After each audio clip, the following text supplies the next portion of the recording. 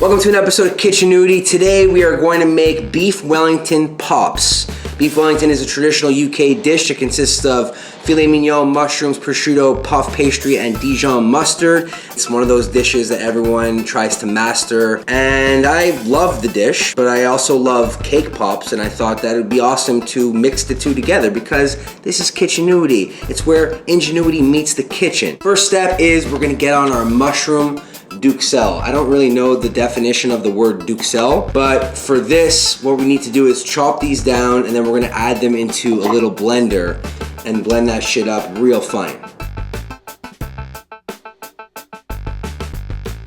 I got my pan on the high heat right now. I'm gonna add a little bit of olive oil. You wanna just kind of coat the bottom of the frying pan with the olive oil. And then we're gonna take our pureed mushrooms that we got over here, right? We're gonna add them into the pan, and then what you wanna do is just add a little bit of salt and pepper to season the mix. We're making a paste to put on the inside of the Wellington. You wanna cook the mushrooms until there's no more moisture in it.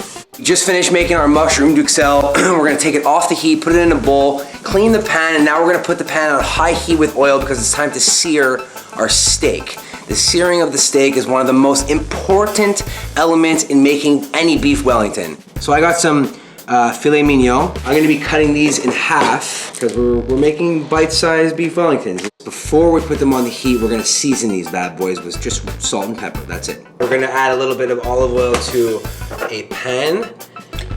Then we're gonna sear all the edges until there's just a little bit of color, and then we're gonna put them aside to cool for a bit. Our steak is chilled, it's browned. It's time to submerge it in Dijon mustard and put it in the fridge. Got some plastic wrap over here, and we are gonna take two pieces and lay them down just side by side, overlapping. Take your prosciutto, this is prosciutto, lay them down side by side, kind of shingling them, overlapping one another. And then we're gonna take our mushroom duxelle, a quarter of it, because we're making 4 Wellingtons out of this. And you wanna put it in the middle of your prosciutto and then spread it out with your fingers.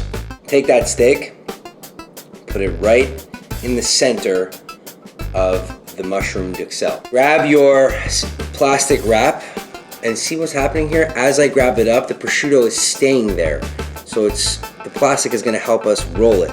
Put it over the steak and then pull it back, tightening it. The plastic wrap should lift off like that. Take your corner pieces of prosciutto and fold them in, and using your plastic wrap again, continue rolling it up. And look at this move I'm doing. You see, I'm holding the end over here and I'm pulling over like this. This is a next level burrito move that I'm applying for this. Roll it up until it becomes a cylinder. You twist it on the bottom like that, and twist it on top. Keep twisting it, and as you twist it, it becomes a small ball. Right here is a sheet of puff pastry. We are going to cut it into 4 equal squares because we have 4 Wellington pops. We are using kitchen twine. This is where the ingenuity starts to come in. Yeah, you could wrap these up and throw them in the fryer, but there's a good chance that they're gonna fall apart. These are lollipop sticks or cake pop sticks. You can see they're a little thicker than a toothpick. We're gonna unravel the Wellington ball. Take your stick, gently fit it in one end. You wanna make sure that it goes into the steak so that it holds up like this.